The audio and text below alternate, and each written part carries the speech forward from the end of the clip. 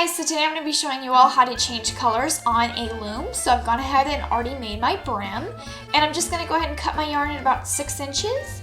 I'm going to take my new yarn that I want to switch to, and I'm going to line these both up at the ends.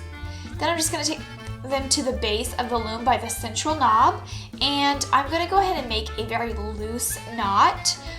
You just want to make it pretty loose because you'll probably have a lot of strands that you're trying to tie into a knot, and then cinch it pretty close to the loom as possible. You want this pretty tight.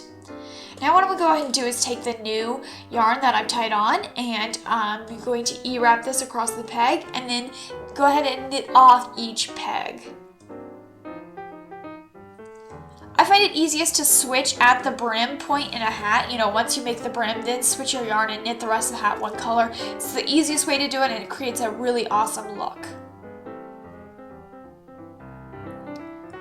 Alright, so another way to change yarn is after you knitted a couple rows past the brim, you can also change your yarns here to create a stripe maybe in the middle of the hat. So it's the same technique. I'm just going to go ahead and cut my yarn at 6 inches once again. And I'm just taking that new yarn and I'm going to line up the two ends of the pieces. Then I'm going to go back to the base of the loom towards that central knob and create that loose knot once again, and just pull really tight towards the base of the loom. Now you can use this new yarn to start E-wrapping and knitting off with a new color.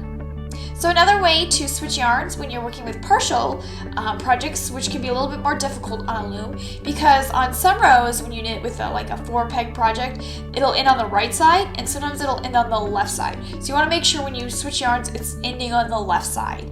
So once again, I'm just going to go ahead and cut my yarn, working yarn at 6 inches, and I'm going to take color B, the new yarn, and tie that on as well with the loose knot. You want to make sure that you are doing this each time by that central knob, because that is essential to making sure you don't mess up.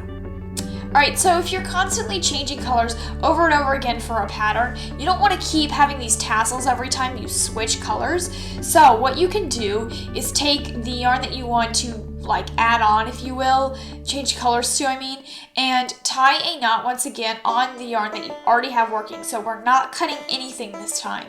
And you're just going to make a really loose knot about a few inches from the loom, and then I just literally take my fingers and slide this knot down to the base of the loom, and then I'm just going to tighten it up there.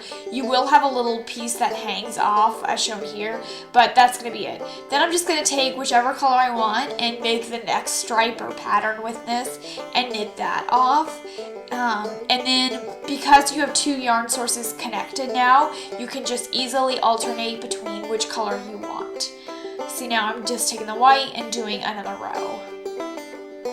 The only downside to having it like this is that your balls of yarn, your source of your yarn, will get a little twisted up, as you can kind of see here. So every couple of rows you may need to just take your balls and kind of untwist them so that they don't get all knotted and stuff like that. So I hope you found this tutorial helpful. You can relate the method between partial projects and full-on loom projects. So thank you so much for watching this video. Bye!